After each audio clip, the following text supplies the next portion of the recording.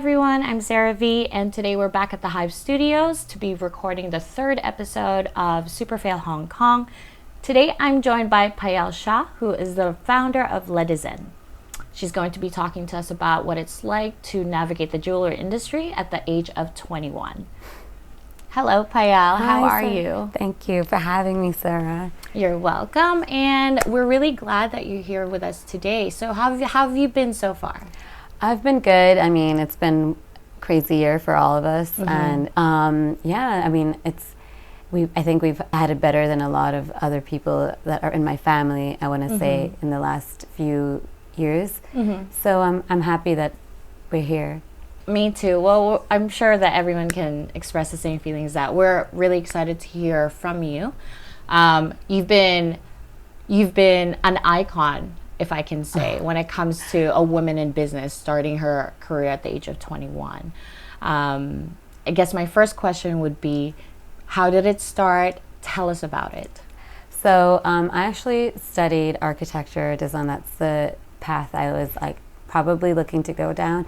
Came back after my graduation and worked for a hospitality design firm. Alongside my parents are in precious stones, so I would create little pieces for myself and kind of design jewelry that I thought was very exciting. One day I attend one of these jewelry exhibitions, and a Singaporean company, a manufacturing company, said, "Oh, we love the style, like your personal style. We love the jewelry you're creating for yourself. Would you like to create a capsule line for us?" And I created a capsule line thereafter. It was just a fun little project that I was doing on the side. And it took me to Vegas, and we sold the line together. And I found the entire process so exciting. I said, I can start small, but this might be something that, puts me in a place where I can enjoy what I do every day. I'm curious to understand, because being an entrepreneur, sometimes we don't really know if we should be doing market research or where to start. How did you get everything together? And did it, I'm assuming the marketing then versus now is also different.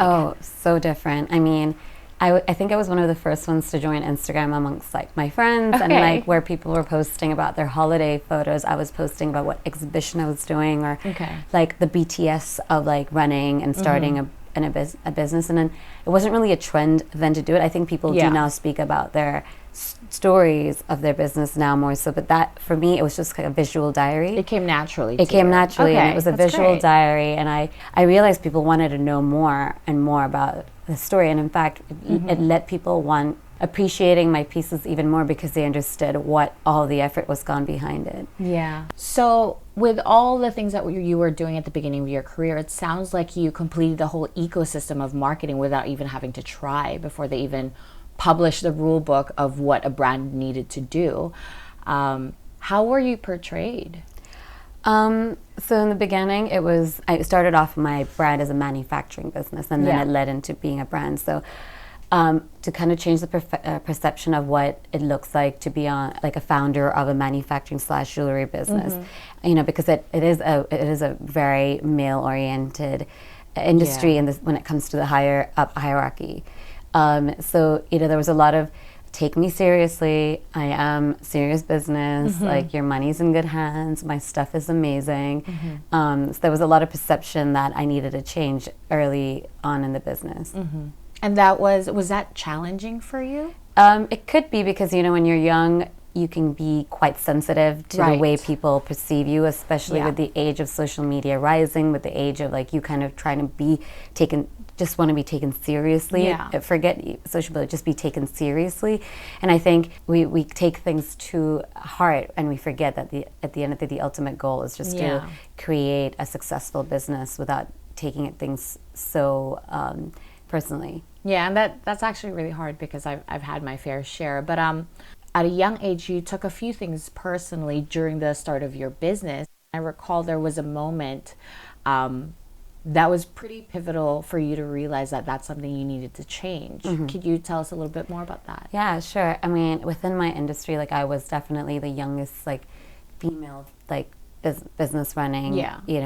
And what would happen is I went to an exhibition in India, and one of my dad was there to support me, and he was at the exhibition, and one of his friends who was who had a few retail stores around India was interested in my pieces, but would speak to my dad instead of negotiating with me. Would be like, oh, Mr. Shah, like, what are my prices? Like, you know, and he would say, well, this is my daughter's company. Like, I don't really have much say here. And I was around for all of this. And then he tried to kind of speak to me about it. But, you know, because I feel like I'm a woman and I'm young, he wasn't really, if I set a price, he'd be like, no, it can't be this. Like, he didn't take you seriously. Yeah, I'll speak to your father about this. And I'm like, why speak to my father about this when he's clearly told you he has nothing to do with this? Yeah. And I sort of just kind of shrugged that entire business off because I was just so appalled by the fact that he wouldn't first say whether, I don't know if I was a woman, or whether I was young, just to like treat me more like a saleswoman or like a manager more than like maybe this is something that you should. If you had spoken to me, we would have flourished doing a business together. Right. Hold on, let's circle back here because you said you let that business go. So you didn't take on that business because it just didn't resonate with you. Is that correct? Yeah, I mean, I think it was a lot of immaturity as well as just kind of took it as pridefulness. Yeah. And shrugged it off, which probably wasn't great for long-term business because it could have been an additional great income for me at that point in time. But I was making decisions more based around, okay, I'm beyond this. Like, I don't need to deal with you. Yeah, I believe change is constant, and that goes back into this metaphor that a lot of people say, you know, when one door shuts, another door opens, and that's exactly what happened to you. It wasn't immediate, but you said after a long time, then, you know, you ended up working with a retailer that you probably enjoyed a lot more and that you feel like your brand deserved more. So that's really great. There was a point in time that you moved to Europe briefly, and that had a negative effect on your business. What year was this? This was 2014. Okay, 13. So in 2014, 13, you moved briefly, and you mentioned that it was probably one of the lowest points in your business and for you personally. Would you explain a little bit about that? What happened? I think it's because working from separate countries and like just communicating, I hadn't really thought about it so much as like kind of went in with the move thinking, oh, everything will be fine. Like, we'll speak every day. You know, what's time difference? To your team. And your team. I was having a long distance relationship with my team. Okay. So, you always go into a long distance relationship thinking, we'll figure this out. It'll work. It'll work. We'll and I had an incredible team like when I was leaving, but once I did move, I realized that there was lack of motivation because I wasn't around as much. I wasn't able to share my vision. It was just different. It was like more work that I didn't need. And I just didn't know how to handle it. Is it because you were always hands-on before you left? Probably. It was probably the fact that being hands-on was such a big trait of mine, and that everything I do is like so personal. Yeah. So it was hard to kind of delegate whilst like still being away, and I wish I just prepared myself for the move much more strategically than I had. That sounds like a very hectic times. It must have affected you personally. Like, how was your sleep? Like, what time were you awake? Probably, like, health-wise, not the best. I didn't take care of myself as much as I would have. Like, I would have liked to. Health-wise, I think it was definitely like the downfall of like, someone who does love working out, someone who does love having an active lifestyle. I think it was just like started taking everything more emotionally.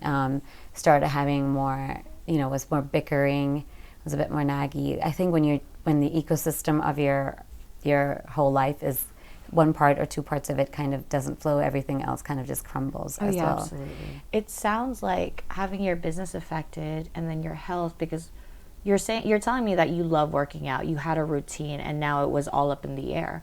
How did you get things back together? How did you, get your routine back? Speaking to someone would have meant that I actually knew what was going on. Right. So how did you know? How did you know that you were feeling some type of way? I just like saw like a year and on, like I was more people resigning. So it was a year. Like, so you moved to Europe and it was a year. Yeah, it definitely was within after a year or so that I realized that people aren't happy working with me like they used to be. Yeah. They're resigning. I'm not getting the kind of cycle of clientele that I used to have. Mm-hmm. And so when your business gets affected, you can see your numbers are being affected. You can see the employee rate, the employee nature, culture is getting worse. Mm-hmm. You start thinking, well, what am I building? Like, this isn't making anyone happy. I think if I knew how to handle it, it wouldn't matter if I was around or not. I just had to be a little bit more on it.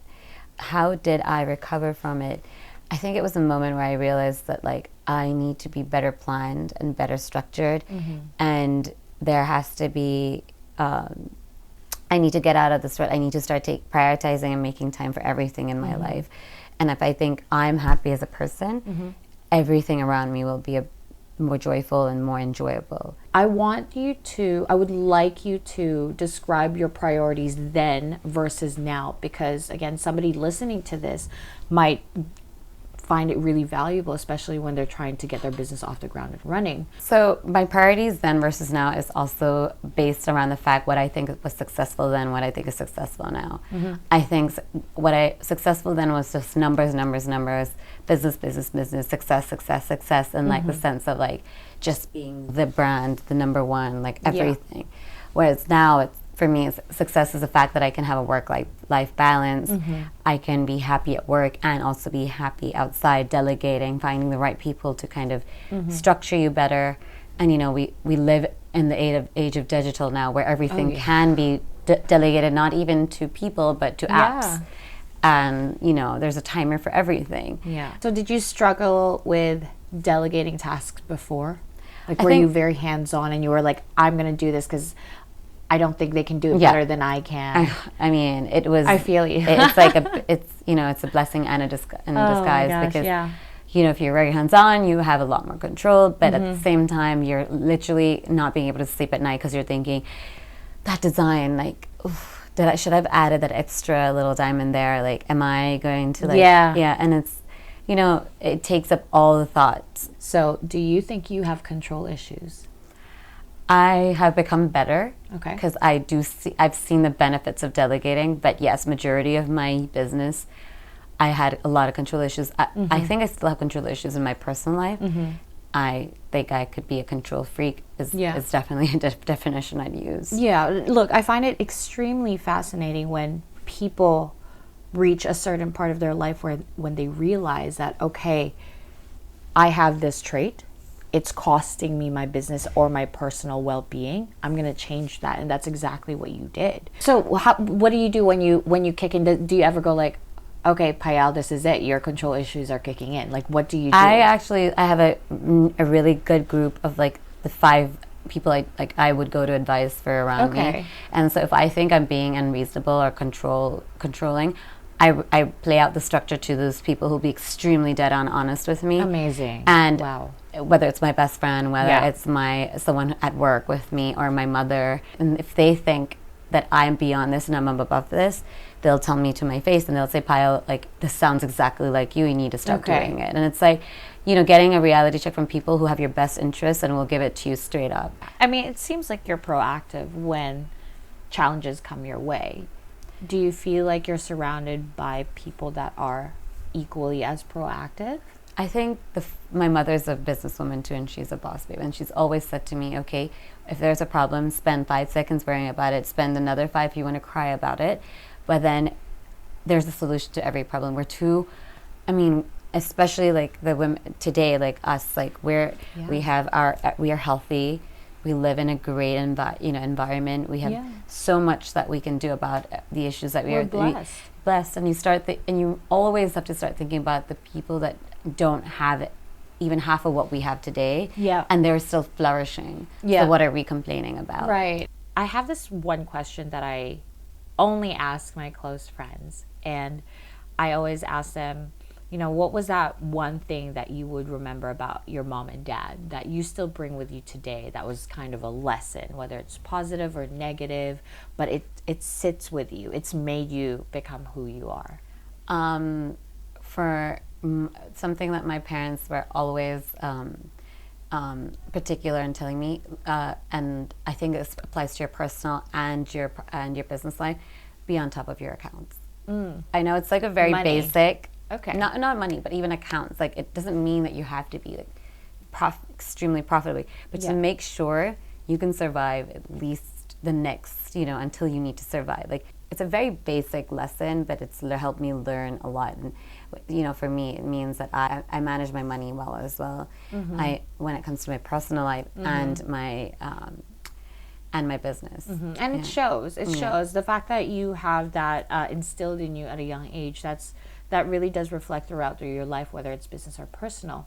I want to enter the topic into being a businesswoman because, again, a lot of people that open their businesses or their brands, they get excited about the idea of being a businesswoman, but they don't really understand what it takes sometimes, or they weren't prepared for what's coming to them. So you understand about perception and projection, right? Like, people project themselves onto you based on how they feel about themselves. Are you met with that recently? Like, some women would come up to you to speak about it, but do you understand that that's actually coming from them? Oh yeah, and you can see it right through sometimes when someone's trying to have like a personal go at you, or kind of like put make a snorty comment.